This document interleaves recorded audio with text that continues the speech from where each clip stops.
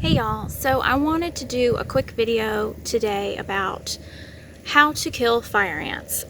This is a big problem in the South. Fire ants are not native to this area, but if I remember the history, they came here accidentally on a boat from South America, and they have no natural predators here, so they're a huge problem. Even if you have just 1 square foot of yard, you're going to have a problem with fire ants in the South. They're relentless.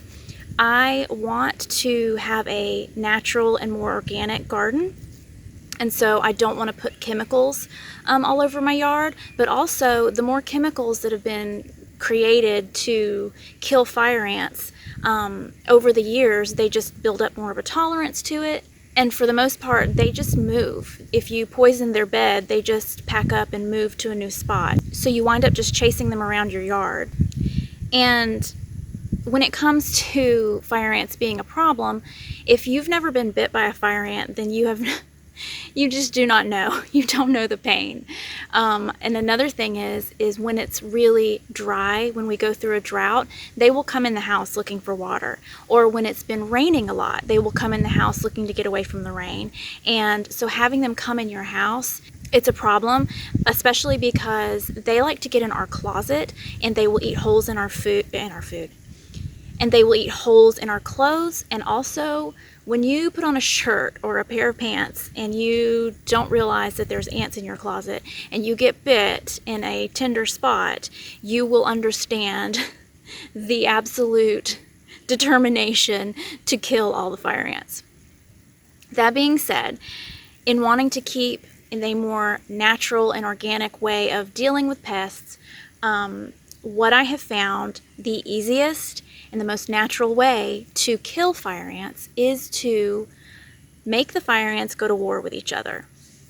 And this might sound cruel.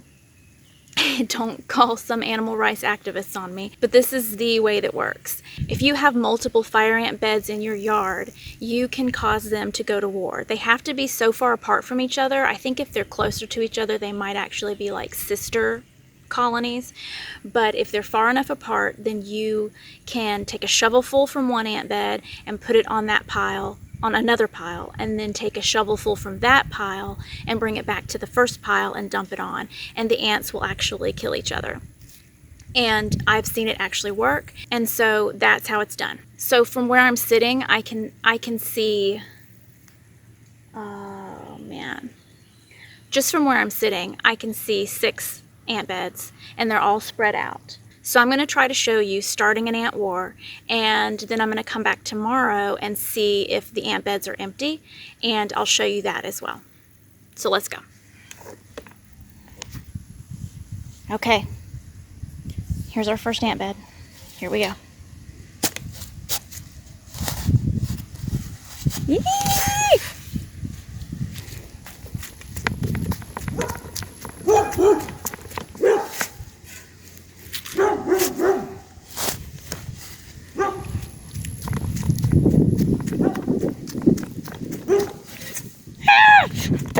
Drop it and run! So I checked on these ant beds, and I think because I was trying to use the shovel while also holding my phone, I didn't transfer enough of the ants to each bed. So I did it again, and it looks like it's worked. I only see a few little ants coming out when I kick this bed. Let's go over and look at the other one.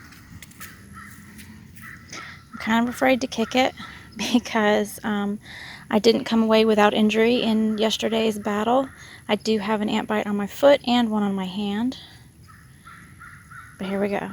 Of course I don't have shoes on.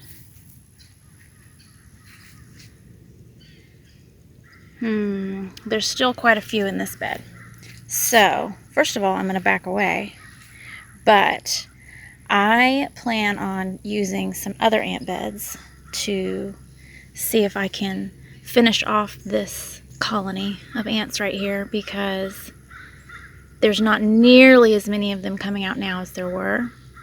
So this isn't a 100% success trick, but it really does work. I feel like it works better than using chemicals, especially when I'm dealing with ant beds In my raised beds and in my in-ground garden, I would much rather get the ants to fight each other than put chemicals or anything else on them. So, hopefully this was helpful, and I'm going to get out of here before I get bit again.